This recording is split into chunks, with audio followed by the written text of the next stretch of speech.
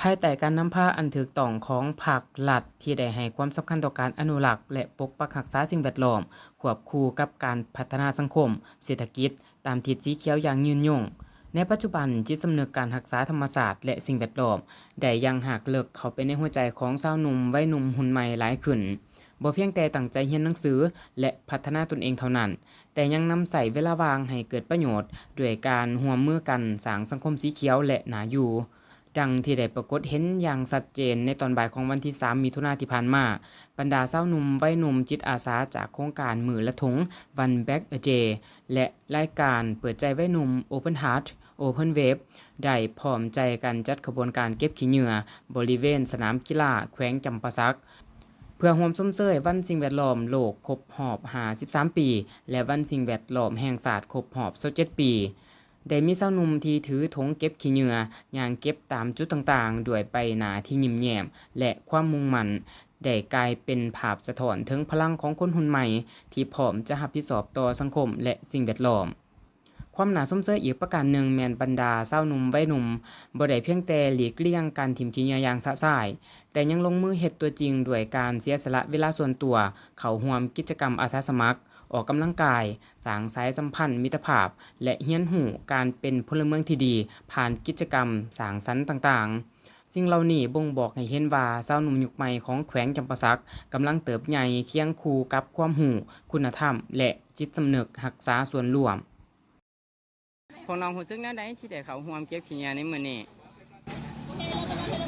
โดยสวัสดีนอกจากดีใจร้าย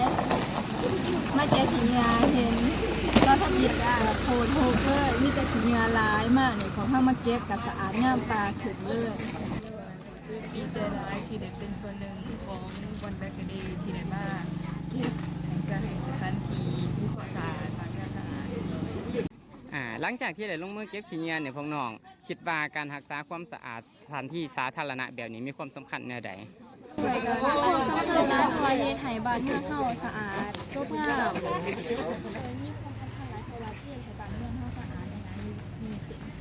ในการที่พวกน้องได้เข้าร่วมกิจกรรมครั้งนี้หั่นน่ะพวกน้องได้ประสบการณ์หยังใดได้หลายอย่างเลยเนาะได้ทั้งหมู่ใหม่แล้วก็ได้เห็นแบบว่าบ้านเมืองเฮาสะอาดคือปกติดิแต่ก่อนนี่โอ้ยแบบเนาะหลายแห้งแบบว่ามื้อนี้รู้สึกว่าแปลนหลายเติบในพวกป้าหมูหลายคนแล้วก็รักษาสิ่งแวดล้อมผลสำเร็จของกิจกรรมในครั้งนี้ยังสะท้อนให้เห็นถึงการเอาใจใส่และการสีนำอันใกล้ชิดของภาครัฐองค์การปกครองแขวงนครปักเส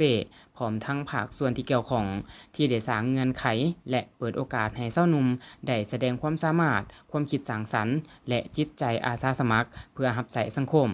การสนับสนุนดังกล่าวถือเป็นพื้นฐานสำคัญในการสร้างคนรุ่นใหม่ให้มีความรักชาติรักบ้านเกิดเมืองนอนและรักษาสิ่งแวดล้อม เนื่องในโอกาสวันสิ่งแวดล้อมโลกและวันสิ่งแวดล้อมแห่งชาติท่านอยากฝากขอความหยังถึงประชาชนแขวงจำปาสักเพื่อให้ทุกคนร่วมกันเบิ่งแยงและก็ปกปักรักษาสิ่งแวดล้อมของพวกเราเจ้าคิดว่าเนื่องในโอกาสวันสิ่งแวดล้อมโลกและวันสิ่งแวดล้อมแห่งชาติ5มิถุนายนปี2026นี้เนาะอยากฝากถึงก่อนอื่นบ่แม่นครอบครัวเนาะขี้เหงื่อนี่คิดว่าอ่า